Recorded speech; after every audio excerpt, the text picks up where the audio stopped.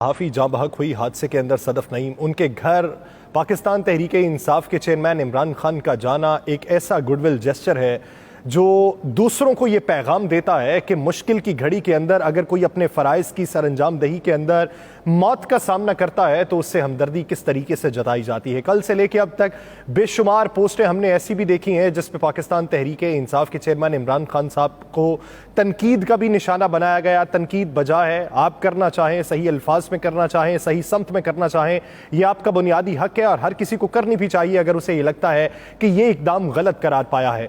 तो अगर पाकिस्तान तहरीके इंसाफ के चेयरमैन इमरान खान साहब उस औरत के घर गए जिस औरत ने अपने बच्चों का पेट पालने के लिए अपने काम से लगन साबित करने के लिए अपनी जान की बाजी लगाई, तो उस औरत के घर जाना एक गुडविल जेस्चर ठीक था। लेकिन मुझे बतौर सहाफ़ी अपनी इंडस्ट्री से बहुत ज़्यादा गिले हैं। वो औरत जिस इदारे के अंदर काम कर रही थी, आज से 8 साल पहले मैं भी उसी इदारे का हिस्सा था। खबरें ये मंजर आम पे आई कि उस सहाफ़ी को गुज़श्ता 3 माह की तनख्वाह की अदायगी नहीं हो पाई और मैंने उस इदारे में तकरीबन 2 साल से ज़ायद अरसा काम किया। मुझे इस बात पे हैरत थी कि क्या उसे सिर्फ 3 माह की अदायगी नहीं हो पाई।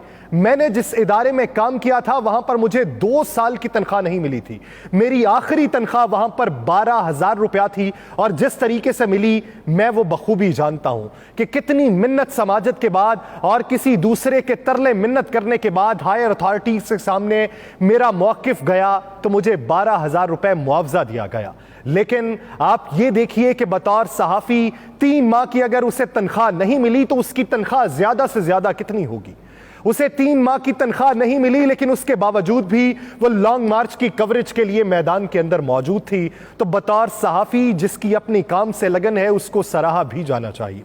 बात को आगे बढ़ाते हैं कि क्या पाकिस्तान तहरीके इंसाफ के लॉन्ग मार्च का प्रेशर किसी पर डेवलप हो रहा है या वफाकी हुकूमत इस लॉन्ग मार्च को किसी खाते में नहीं लिख रही।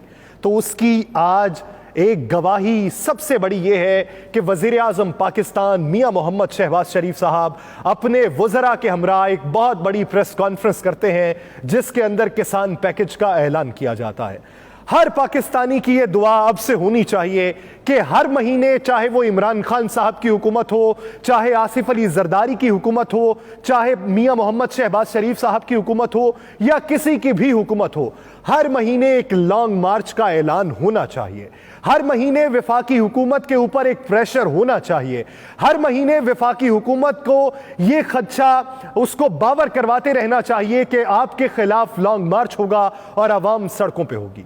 आज वजीर आजम शहबाज शरीफ साहब आते हैं और अरबों रुपए के पैकेज का ऐलान करते हैं। उस किसान के लिए पैकेज का ऐलान करते हैं कि जिस किसान की गुज़श्ता दौरे हुकूमत में बम्पर क्रॉप मौजूद थी और अब की बार उसे जान के लाले पड़े हुए थे। वही किसान जिसने गंदम उगाने से अपना मुंह मोड़ लिया और वो दीगर फसलें उगाने पर मजबूर हुआ कि मेरा इस पे खर्चा भी पूरा नहीं होता इसलिए मैं गंदम नहीं उगाऊंगा। वो किसान जिसने कॉटन बनाने के लिए पहले अपने आप को गुज़श्ता हुकूमत के अंदर रागिब किया था और अब की बार उसने इरादा तब्दील कर लिया। वो किसान जिसने बिजली के बिल माहाना ज्यादा आने के बावजूद अपनी मेहनत लगाई लेकिन उसके बावजूद भी जब उसे यह पता चला कि मुझे इसका फल नहीं मिलेगा तो उसने अपना इरादा तब्दील कर लिया। अब की बार क्या वो सारे किसान फिर से रागिब हो पाएंगे? जो आप ट्यूबवेल्स को सोलर एनर्जी पे कन्वर्ट करने का एक नया प्रोजेक्ट लेके आए हैं, क्या वो किसान उस पर राम हो पाएगा? क्या किसानों की हिमायत आपको फिर से मिल पाएगी? ये एक बुनियादी सवाल है। लेकिन सलामे अकीदत पेश करते हैं पाकिस्तान तहरीके इंसाफ के चेयरमैन इमरान खान को कि जो सड़कों पे निकले उनके जाती मफादात जो मर्जी हों, वो बरसरे इक्तदार आने के लिए सड़कों पे निकले हों। वफाकी हुकूमत उनके बारे में जो बात कहती है मिन्नुअन बेशक वो सच्ची हो, लेकिन अवाम का भला तो कम अज कम हुआ कि वफाकी हुकूमत को वजीर आजम शहबाज शरीफ की मौजूदगी में तमाम वज़रा के हमरा प्रेस कॉन्फ्रेंस करना पड़ी हो और उन्हें यह ऐलान करना पड़ा हो, उन्हें यह बताना पड़ा हो कि हमारे चीन के साथ रवाबित उस्तवार होने वाले हैं और चीन से बहुत बड़े प्रोजेक्ट पाकिस्तान के अंदर आने वाले हैं। यह पाकिस्तान तहरीके इंसाफ के लॉन्ग मार्च का प्रेशर है जिसकी वजह से वफाकी हुकूमत ने घुटने टेके हैं और वफाकी हुकूमत IMF के साथ किए गए मुज़ाकरात की नफी करने के लिए आज मौजूद थी। यही वफाकी हुकूमत थी जिसने यह ऐलान किया था कि आईएमएफ ने हमें किसी भी शोबे के अंदर सब्सिडी ना देने का वादा ले लिया है और बताया गया कि अब सब्सिडी नहीं दी जाएगी जब तक मुल्क की मईशत मुस्तहकम नहीं हो जाती, जब तक हम कर्जों पर सूद की मद में अदायगी को यकीन दहानी के साथ वापस कर देने का इशारा नहीं कर देते, तब तक हम किसी भी महकमे के अंदर सब्सिडी नहीं दे सकते, किसी भी तबके को खुशहाली का कोई प्लान नहीं दे सकते।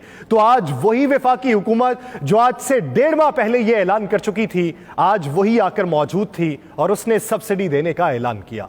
उसने स्मॉल मीडियम इंडस्ट्री के अंदर पैसे देने का ऐलान किया और एसएमईज स्मॉल मीडियम एंटरप्राइजेस को आसान शराइत के ऊपर कर्जाजात की फराहमी के लिए राग़िब करने का दर्स दिया। नौजवानों को ज़राई